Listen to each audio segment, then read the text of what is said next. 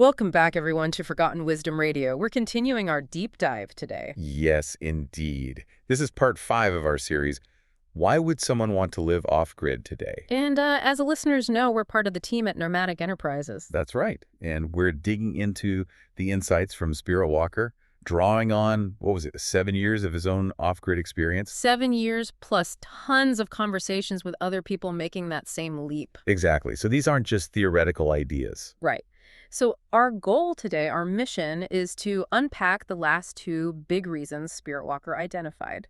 These are the ones that really connect, the practical needs with some deeper philosophies. Yeah, they build on what we've already covered. Yeah. Just a quick recap for everyone. We talked about spiritual reasons, wanting to grow your own food, The constant rising prices, just basic affordability. keeping farm animals, getting away from society, or maybe just the drama of it all. And, of course, preparing the family to handle whatever might happen down the line. So those were the first 8. Powerful stuff already. Definitely. Okay, so let's get into number 9. Spiritwalker puts it pretty plainly. To escape building codes and regulations. Right. And this one, it really highlights a core conflict, doesn't it? How so? I mean, codes are there for safety, aren't they? Generally. Well, yes, that's the intention. They're based on expert knowledge, standardization. But that very standardization is the problem for some people. Okay. So the one-size-fits-all approach. Exactly. These codes often assume you're hooking up to the grid using like standard lumber framing, maybe a municipal sewer or a big conventional septic system. And if you're trying to do something different, like a tiny home or something super sustainable. You hit a wall. It can become incredibly expensive or just technically impossible under the existing rules. People want that control back. Control over what specifically? Well, the ability to actually build their own home, maybe using different materials. Yeah.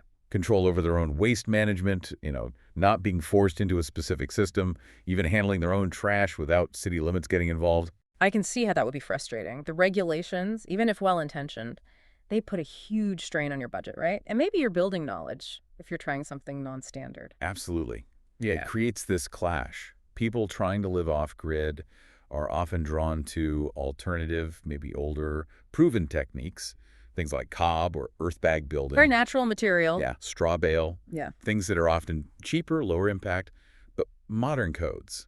They often weren't written with those materials in mind. They might fail standard load-bearing tests, for instance. So it's not about wanting to be unsafe. It's about the rules not accommodating different, perhaps more sustainable ways of building. Precisely. They want to build something that reflects true sustainability, not just what fits the current, maybe outdated regulations. Can you give a really concrete example? Where does this clash hurt the most? Waste management is a huge one, a really big one. Standard codes often demand a massive, very expensive septic system. Needs specific soil, specific space. It just doesn't work on small lots or in environmentally sensitive places sometimes. Okay. But someone aiming for like radical sustainability, they might want to use a composting toilet, maybe recycle their gray water. Which makes a lot of sense environmentally. Totally. Much less water, less pollution. But often it's simply illegal under health codes that were written, decades ago and haven't caught up. Wow. Okay, I really see the dilemma now. That pressure, the cost, the knowledge gap the codes create. That's what drives people out. They want that. What did Spiritwalker call it? Sovereignty? Yeah, personal sovereignty over their own home, their own land, their own basic life systems. It's about controlling every aspect of their family's lives, really, without these strict modern rules dictating everything. Exactly that. It's choosing total autonomy over mandated standardization, even if that means finding places with almost no zoning or permits. Which, interestingly, brings us to Spiritwalker's own work. He talks a lot about navigating this, right? Building sustainably despite or around these bureaucratic hurdles. He does. Yeah. And, escaping codes isn't easy. It requires real knowledge. How do you build with cob? How do you safely manage gray water?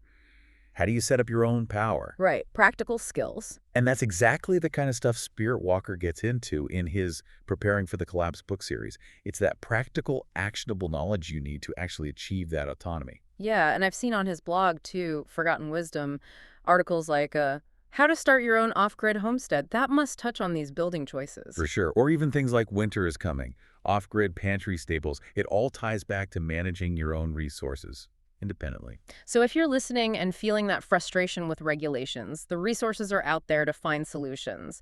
Spiritwalker's work seems like a key place to look. You can find a link to his book series, by the way, right in the description. Definitely check it out, because mastering reason 9, escaping those codes, it really sets the stage perfectly for the final reason. Number 10. Okay, let's move to that. The 10th and final big motivation Spiritwalker identified: to become more self-sufficient and sustainable. And this one. This feels like it goes deeper. It connects to a pretty fundamental realization he says more people are having. Which is? That modern life, well, it just isn't as healthy as it used to be. That's a direct quote.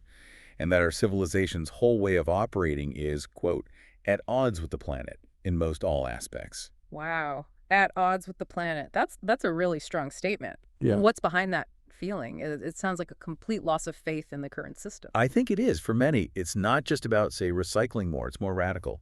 It stems from some really specific worries. Look what? People look around, they see the reliance on global supply chains, the chemicals in farming, the industrial processes, and they genuinely feel it's not actually increasing life expectancy or well-being for them or their kids. So going off grid becomes an act of preserving health, not just like being green. Exactly. It's this gut feeling that, quoting Spiritwalker again, what we are doing, how we are living, just is not natural. And they feel an urgent need to change that for themselves. And the environmental side feeds into that personal health concern. Directly, he points out that the destruction of our basics, water, air, and soil, it's becoming much more obvious, more front of mind for people. Yeah, you hear more about water contamination scares, air quality issues. Right. And if you rely on, say, municipal water, you're fundamentally trusting a large, complex system to keep your family safe. Whereas if you're off grid, You're responsible for your own water source. mm, It's more work, yes, but you have direct control. You know exactly what's going into your body. Or you can know if you have the right knowledge. so that control, again, is the absolute key. Self-sufficiency is a direct answer to feeling like the larger systems are failing health, failing the environment, maybe even failing economically with fragile supply chains. It's the ultimate attempt to step away from the risks that come with, as Spiritwalker puts it, civilization's conflict with the planet.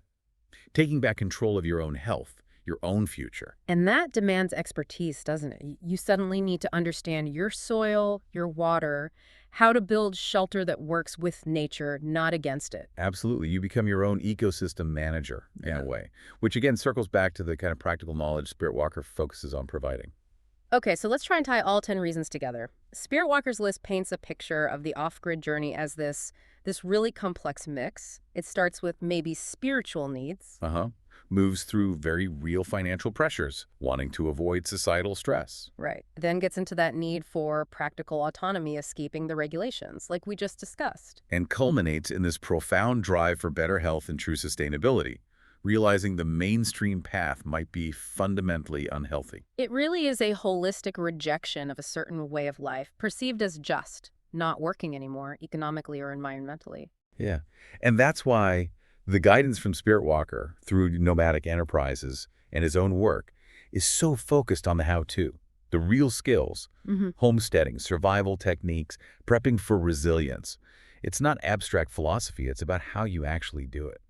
Makes sense. So if any of this resonates with you listening, if you're feeling those pressures or seeking that kind of independence building, that knowledge base is critical.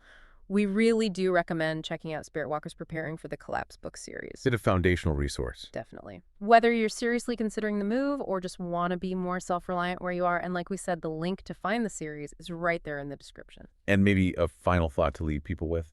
Building on Spiritwalker's blog tagline, not if, but when will you be ready? Okay. If this realization Spiritwalker talks about, that modern life is at odds with the planet, if that's becoming more common, and if personal self-sufficiency is seen as the answer, what does that actually mean for the role of the modern state?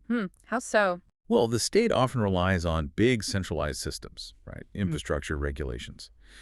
Its legitimacy is partly tied to managing those things.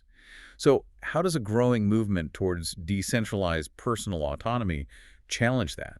Or maybe even redefine it? That is a provocative question. How does individual sustainability challenge collective systems? Something definitely to mull over. Food for thought. Indeed. Well, that brings us to the end of this deep dive and the end of this particular series on why people choose the off-grid path. Thank you so much for joining us. We hope you found this exploration of Spirit Walker's insights useful. Yeah, hope it gave you plenty to think about. We'll see you next time on Forgotten Wisdom Radio.